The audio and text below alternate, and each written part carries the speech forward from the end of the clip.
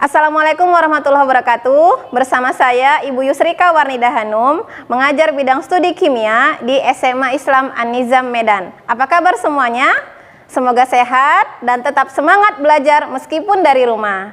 Hari ini kita akan belajar kimia yang pastinya sangat mudah untuk kita pahami.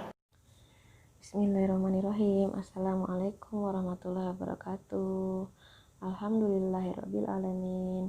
Wassalatu wassalamu ala asrafil anbiya wal mursalin wa ala alihi wa sahbihi wa salim ajma'in. Anak-anak ibu kelas 12 kimia, dimanapun anda berada, semoga dalam keadaan sehat dan dalam lindungan Allah selalu ya. Nah, anak-anak ibu, kita lanjut belajar kita. Alhamdulillah kita sudah masuk bab 2 ya. Nah, bab 2 untuk kelas 12 di semester ganjil ini materinya adalah reaksi redoks dan elektrokimia. Nah, pada kesempatan kali ini Ibu akan menjelaskan sedikit ya konsep dasar reaksi redoks yang sudah kita pelajari di kelas 10 ya. Nah, kenapa Ibu penting untuk mengulang ini? Karena nanti konsep reaksi redoks yang kita pelajari dulu itu akan menjadi dasar, menjadi prasyarat kita untuk belajar reaksi redoks di kelas 12. Baik. Nah, ini contoh reaksi redoks dalam kehidupan sehari-hari ya. Bagaimana buah pisang itu warna kulitnya lama-kelamaan berubah warna ya. Dari mulanya hijau, kuningnya cantik, lama-lama jadi agak hitam, muncul hitam sedikit demi sedikit gitu ya. Nah, kalau dibiarkan terus-menerus, hitamnya akan semakin banyak. Begitu juga dengan buah apel yang kita potong atau buah pir yang kita potong. Nah, kita biarkan dalam waktu tertentu di udara terbuka, lama-kelamaan permukaan buah itu yang mulanya putih ya, akan berubah warna menjadi kemerahan, kemudian menjadi kecoklatan. Kenapa itu bisa terjadi? Nah, itu adalah bagian dari konsep reaksi redoks. Baik, nah konsep reaksi redoks yang pertama, kalau kita lihat dari penggabungan dan pelepasan elektron, penggabungan dan pelepasan oksigen ya. Nah, disebut reaksi oksidasi jika reaksi tersebut ada oksigen yang bereaksi dengan suatu zat, atau kita sebut ada suatu zat yang mengikat oksigen gitu ya, sehingga hasil reaksinya terjadi penggabungan antara zat tersebut dengan oksigen.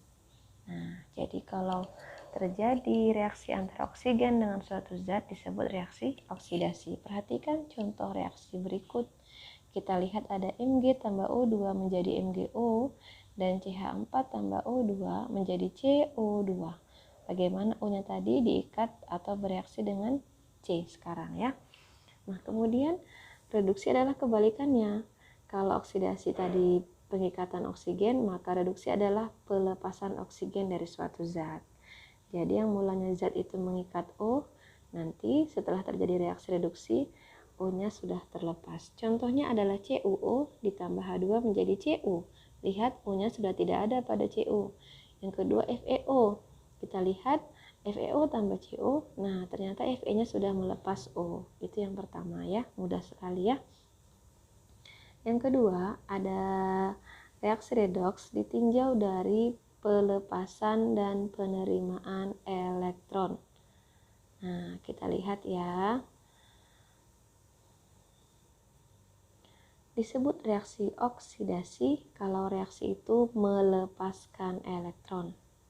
Disebut reaksi reduksi adalah kebalikannya kalau reaksi itu menerima elektron. Nah, contoh ada K tambah Cl2 menjadi, kalau diuraikan ini akan menjadi 2K positif Cl negatif ya, atau 2KCl. Nah, tadi awalnya K itu merupakan unsur bebas, kemudian membentuk K positif. Oh, berarti kalau dia K membentuk K positif, maka K positif ini pasti dia nanti melepaskan elektron. Nah, sehingga K tadi menjadi netral gitu ya.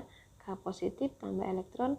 Nah, kalau elektronnya itu dilepas, maka disebut reaksi oksidasi.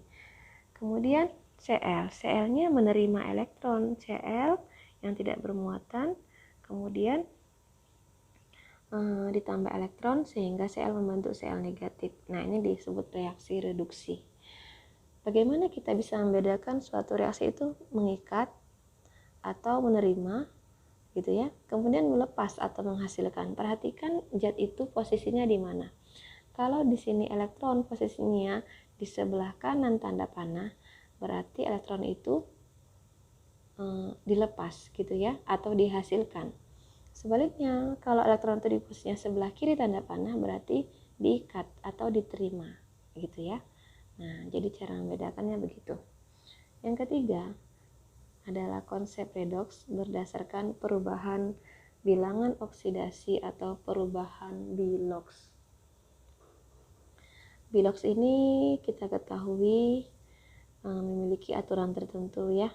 Nah, oksidasi Biloxnya naik atau meningkat, reduksi Biloxnya turun atau terjadi pengurangan harga nilai Bilox ya. Nah, Bilox sendiri itu adalah muatan yang dimiliki oleh suatu atom dalam suatu ikatannya dengan atom yang lain. Nah, Bilox positif ditunjukkan oleh banyaknya elektron yang dilepas oleh suatu atom. Kemudian kalau Bilox negatif, banyaknya elektron yang diterima oleh suatu atom. Jadi atom yang lebih kuat menarik elektron, berarti keelektronegatifannya lebih besar, mempunyai bilangan oksidasi negatif. Ya, karena keelektronegatifannya besar, maka dia memiliki Bilox negatif. Gitu ya. Cenderung untuk menarik elektron. Kalau atom yang kurang kuat menarik elektron, berarti keelektronegatifannya kecil sehingga dia memiliki Bilox positif. Nah, selanjutnya adalah aturan-aturan Bilox. Kita ketahui ada beberapa aturan Bilox ya yang sudah kita pelajari sebelumnya. Yang pertama, semua unsur bebas Biloxnya 0. Siapa itu unsur bebas? Unsur yang tidak bersenyawa dengan unsur yang lain. Nah, contohnya kalau logam Mg, K, Fe. Nah, tetapi kalau unsur non-logam, dia dalam bentuk bebasnya biasanya berbentuk diatomik, 2 atom ya, misalnya N2, H2O2, I2Cl2. Nah, itu unsur bebas gitu ya, dalam bentuk bebas dia diatomik. Nah, semua unsur bebas Biloxnya 0. Kemudian Bilox ion sesuai dengan muatan ionnya. Jadi misalnya Cl negatif, maka Biloxnya negatif 1. SO4 2 negatif, maka total Bilox S dan O pada SO4 2 negatif ini minus 2 dan seterusnya gitu ya. Kemudian jumlah Bilox unsur-unsur dalam suatu molekul atau senyawa yang netral atau tidak punya muatan itu sama dengan 0. Total Biloxnya sama dengan 0. Nah, kalau ada suatu senyawa yang memiliki unsur-unsur berikut, ini ada beberapa unsur ya yang punya Bilox tertentu. Yang pertama adalah O. O biasanya minus 2. O itu golongan 6A, maka golongan 6A itu cenderung kekurangan 2 elektron, maka dia muatannya minus 2. Itu yang umum ya kan. Nah, kecuali dalam senyawa F2O. Nah, F-1 ya kan, dikali 2 minus 2. Maka O di sini Biloxnya adalah positif 2. Kemudian Bilox O pada senyawa peroksida. Peroksida itu berarti kelebihan oksida. Biasanya yang ada senyawa H2O, tapi ada senyawa H2O2. Maka kita sebut peroksida. Maka Bilox O di sini adalah minus 1. H positif 1 kali 2 positif 2. Maka O minus 2. Minus 2 dibagi 2 adalah minus 1 ya. Kemudian yang kedua hidrogen. Hidrogen ini golongan 1A. Biasanya hidrogen ini Biloxnya positif 1 kecuali pada senyawa hidrida. Hidrida maksudnya ketika hidrogen bereaksi dengan unsur logam. Misalnya NaH, KH, maka Bilox H di sini adalah minus 1 karena logamnya sendiri Na, misalnya Na positif 1 ya. maka H adalah -1. Kemudian ini seperti yang tadi ya, unsur yang elektronegatifkannya lebih besar ditandai dengan biloks negatif dan yang kecil ditandai dengan biloks positif. Baik, di sini ada beberapa aturan biloks lagi ya. Nah, biloks logam alkali itu golongan 1A, maka biloksnya positif 1. Nah, kemudian logam golongan 2A alkali tanah, maka biloksnya positif 2. Nah, senyawa biner atau senyawa yang terdiri atas 2 unsur, biloks unsur-unsur golongan 7A atau halogen itu -1. Golongan 6A, O dan S gitu ya, itu -2. Kemudian unsur non-logam yang memiliki beberapa biloks tergantung kepada siapa dia bersenyawa atau dia berikatan ya. Misalnya S di sini. S ini punya banyak biloks, bisa positif 4, positif 6 gitu ya. Nah, bisa -2. Nah, bisa juga 0 kalau dia unsur bebas ya dalam bentuk S8 gitu ya.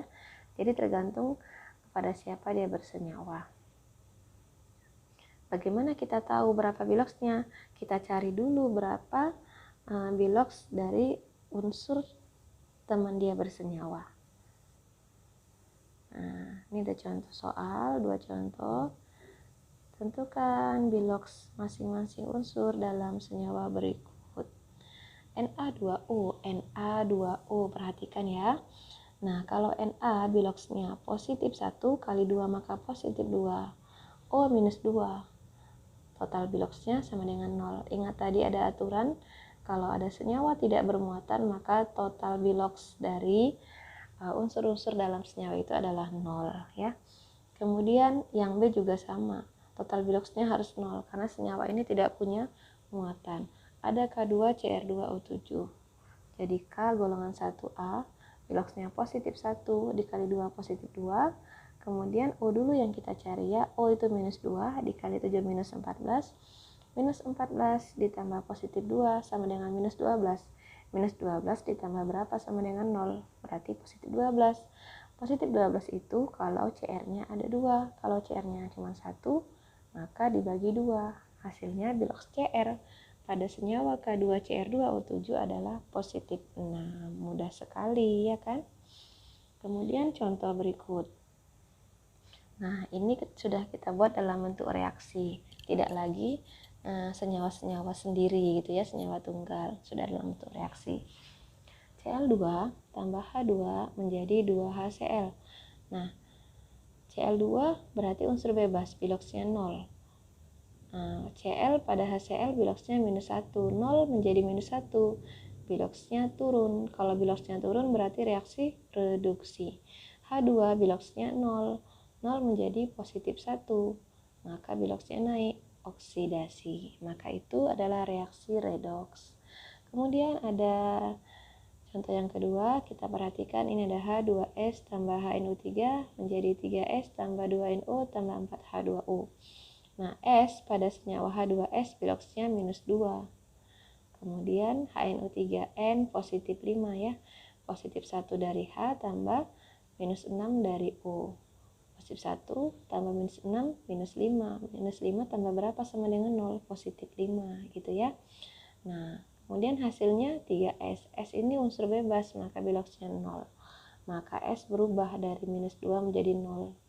Biloksnya naik. Kalau naik berarti reaksi oksidasi. Perhatikan yang berubah adalah N. N dari positif 5 menjadi positif 2. NO itu totalnya kan 0, O -2, maka N sama dengan positif 2. Dari positif 5 menjadi positif 2, biloksnya turun, disebut reaksi reduksi. Mudah sekali ya. Baik, ada namanya reaksi autoredoks atau kita kenal dengan reaksi disproporsionasi. Apa itu, Bu? Adalah suatu reaksi di mana satu zat dia mengalami reduksi, dia juga mengalami oksidasi. Nah, itu pengertian dari reaksi disproporsionasi ya. Contohnya di sini adalah Cl. Ini panahnya kurang ke kiri ya. Cl2 ya. Cl2 biloksnya 0. Ketika dia menjadi menjadi, oh di sini CL-nya nih salah ya, salah tanda panahnya ini, mohon maaf ya, ibu kurang tarik ini. Harusnya ini di -1 ini, CL-nya ini -1 ya, bukan Na, maaf ya. Di CL yang sebelah sini ya.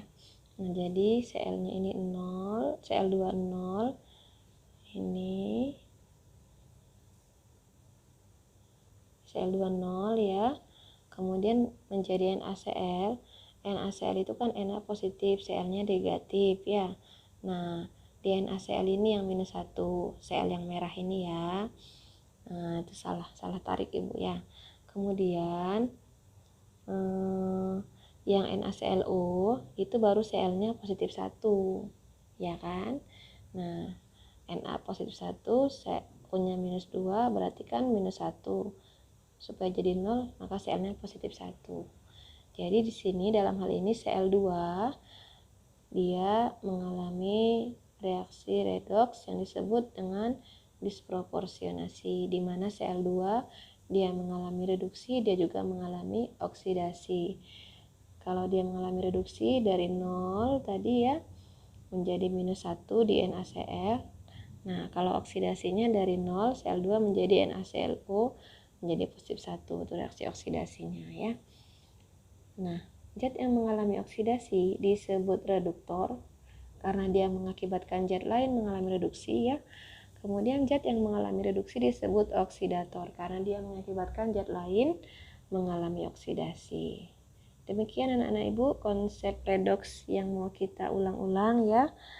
Bagaimana kita bisa menentukan biloks unsur dalam suatu senyawa, kemudian bisa menentukan mana yang reaksi redoks, mana yang bukan gitu ya. Mudah-mudahan bisa dipahami dengan baik anak-anak ibu. Demikian materi kita hari ini.